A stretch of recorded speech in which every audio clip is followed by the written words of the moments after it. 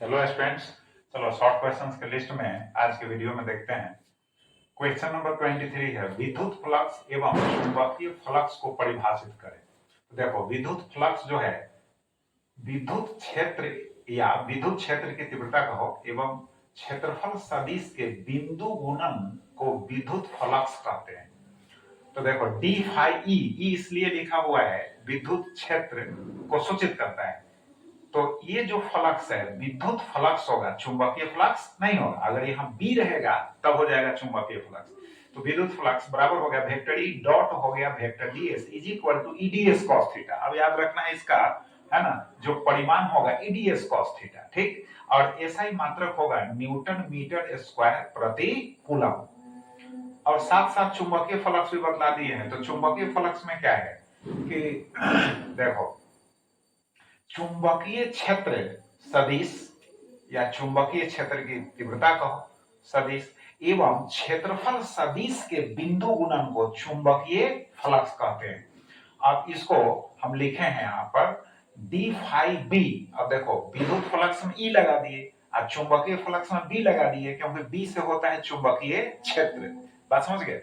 तो यहां होगा वेक्टर बी डॉट होगा वेक्टर डीएस। अब इसको हम लिख सकते हैं बीडीएस कॉस थीटा। ये डॉट प्रोडक्ट है, अदिश गुणन इसको कहो ना, अदिश गुणन है, तभी नहीं इस पर तीर का चिन्ह नहीं, अदिश राशि है। तो ये हो गया बीडीएस कॉस थीटा। अब मात्रक देखो, यहाँ चुंबकीय क्षेत्र का मात्रक होता है टेस्ला, क्षेत्रफल का हो गया मीटर स्क्वायर। तो हो गया, तो यहां हो गया आरएचएस में क्या होगा टेस्ला मीटर स्क्वायर, और चुंबकीय फ्लक्स का होता है वेबर। तो एक वेबर बराबर हो गया एक टेस्ला मीटर स्क्वायर। अब यहां से अगर हम एक टेस्ला का मान अगर लिखे तो एक टेस्ला बराबर हो जाएगा एक वेबर, अब बटा में हो जाएगा मीटर स्क्वायर, यानी एक टेस्ला एक वेबर प्रति मीटर स्क्वायर के बराबर होता है। ऑब्जेक्टिव क्वेश्चन में पूछ देता है कभी कभी एक टेस्ला बराबर, तो एक टेस्ला बराबर होगा एक वेबर प्रति मीटर स्क्वायर। नेक्स्ट क्वेश्चन, यानी अब अगला प्रश्न देखो, फ्लेमिंग वाम हस्त नियम एवं दक्षिण हस्त नियम। वाम हस्त नियम एवं क्या होगा, एवं दक्षिण हस्त नियम को समझाएं। ये हम चित्र बना दिए हुए हैं, आप इसको वाक्य में लिख लीजिएगा, ठीक है। समझा देना। देखो, ये है अंगूठा है, और ये है तर्जनी है, और ये है मध्यमा है। तो लेफ्ट हैंड का, बात समझ गए? अब देखो, तो अब तीनों जो है लंबवत हो, तीनों क्या हो, लंबवत हो। तो उस स्थिति में तर्जनी जो होगा चुंबकीय क्षेत्र की दिशा, मध्यमा जो होगा विद्युत धारा की दिशा, और अंगूठा जो होगा बल की दिशा। यानी चुंबकीय क्षेत्र में अगर धारावाही कोई तार है, कोई चालक है, बात समझ गए, तो उस पर जो बल क्रियाशील होगा उस बल की दिशा यहाँ पर, है ना, शो हो रहा है। बात समझ गए? अंगूठा जो उस बल की दिशा, यानी धारावाही चालक पर चुंबकीय क्षेत्र में जो बल अप्लाई होगा उसके लिए यह नियम है। तो ऐसे भी देखो, एफ बी, यहाँ क्या होगा एफ बी आई हो गया, एफ बी आई बल क्षेत्र यानी चुंबकीय क्षेत्र धारा।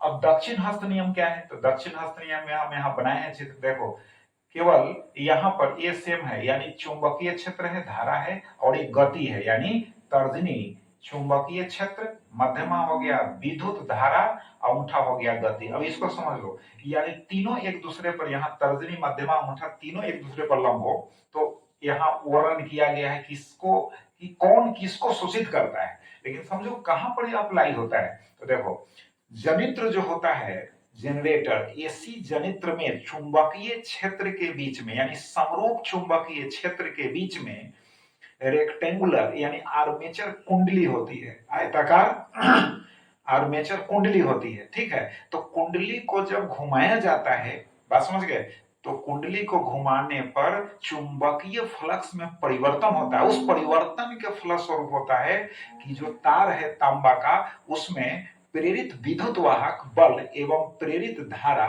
दोनों उत्पन्न होते हैं। बात समझ गए? तो ये स्पष्ट हो गया कहां पर अप्लाई होता है। अब नेक्स्ट प्रश्न है, अगला प्रश्न देखो, टेंजेंट नियम क्या है? तो देखो यहाँ पर है एक चुंबकीय क्षेत्र बी है और दूसरा जो चुंबकीय क्षेत्र है बी एच, यह जो है पृथ्वी के कुल चुंबकीय क्षेत्र का क्षैतिज घटक है। यानी पृथ्वी के कुल चुंबकीय क्षेत्र के दो अवयव, एक उदग्न अवयव एक क्षैतिज, तो यहाँ क्षैतिज घटक है। ये दोनों चुंबकीय क्षेत्र एक दूसरे पर लंब है और इसके बीच में जो है चुंबकीय सुई जो है ना, संतुलन की अवस्था में है।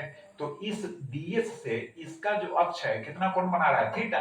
तो इस स्थिति में जो होगा संतुलन की स्थिति में tan थीटा बराबर होगा B बटा BH, लंब बटा आधार। तो B बराबर हो गया BH tan थीटा, जहां थीटा जो है चुंबकीय सुई के अक्ष एवं BH के बीच का कोण है। तो इसको लिख सकते हैं B बराबर BH tan थीटा, इसे वो कहते हैं टेंजेंट नियम। अगला प्रश्न देखो, चोक कुंडली क्या है? चोक यानी यह प्रत्यावर्ती धारा जो है ना, उसकी प्रबलता को कम करता है और इसको श्रेणी क्रम में जोड़ा जाता है। तो देखो यह एक कुंडली है, नाम है कुंडली, तो कुंडली है, मुलायम लोहा के क्रोड पर तांबा के तार को लपेट कर बनाया जाता है। इसे AC यानी प्रत्यावर्ती धारा परिपथ, तुम्हारे जो घर में धारा उपलब्ध है विद्युत धारा, वो प्रत्यावर्ती धारा है जो पावर स्टेशन से सप्लाई होता है ट्रांसफार्मर के थ्रू। देखो AC परिपथ में श्रेणी में जोड़ा जाता है ताकि बिना ऊर्जा हानि के धारा का प्राबल्य जो है ना, कम हो सके। इसका डिजाइन यहाँ बना दिए। अब देखो अगला प्रश्न, नमन कोण एवं आभासी नमन कोण क्या है? तो चुंबकीय याम्योत्तर में, चुंबकीय याम्योत्तर पहले हम बताए हुए हैं, चुंबकीय याम्योत्तर एवं भौगोलिक याम्योत्तर दोनों समझाए हुए हैं। तो चुंबकीय याम्योत्तर में पृथ्वी के कुल चुंबकीय क्षेत्र एवं क्षैतिज घटक वही BH के बीच के कोण को नमन कोण कहते हैं, नति कोण भी कहा जाता है। बात समझ गए? इसको डेल्टा से सूचित किया जाता है। अब आभासी नमन का मतलब है एक नति वृत्त होता है जिसमें स्केल बना होता है और उसके सेंटर पर चुंबकीय सुई कीलित होता है। तो जब यहाँ पर बताए हैं हम, यदि नति वृत्त के स्केल का तल चुंबकीय याम्योत्तर में नहीं हो तो चुंबकीय सुई का क्षैतिज घटक BH के साथ जो कोण होगा उसको आभासी नमन कोण कहते हैं। अगला प्रश्न देखो, विद्युत चुंबकीय तरंग के गुणों को लिखें। तो विद्युत चुंबकीय तरंग के गुणों को लिखें, तो लिखे हैं 4 यहाँ गुण लिख दिए हैं। यह अनुप्रस्थ तरंग गति है। अनुप्रस्थ तरंग गति मतलब तरंग संचरण के दिशा के लंबवत दोलन करते हैं माध्यम के कण। नंबर 2 में निर्वात में इसकी चाल C बराबर 1/√μ0 × ε0 के बराबर है ना होती है, इसको भी याद रखना है। और निर्वात में C बराबर E/v यानी C नियतांक है यानी कांस्टेंट है जो प्रकाश की चाल के बराबर है 3 × 10⁸ मीटर प्रति सेकंड। ये है विद्युत क्षेत्र का परिमाण और यह है चुंबकीय क्षेत्र का परिमाण। मतलब कि विद्युत चुंबकीय तरंग के समझिए 2 लेग्स जो हैं, 2 है ना टांग समझिए, 2 पैर समझिए, 2 हाथ समझिए, वो जो है कौन है? विद्युत क्षेत्र एवं चुंबकीय क्षेत्र। इनके बिना संचरण विद्युत चुंबकीय तरंग का संभव नहीं है। अगला देखो, तरंग संचरण की दिशा vector E cross vector B की दिशा में होती है, यानी इस पर जो लंबवत होगा वही दिशा तरंग संचरण की दिशा होगी। चलो इनको याद करो, फिर नेक्स्ट वीडियो में मिलेंगे। बहुत बहुत धन्यवाद।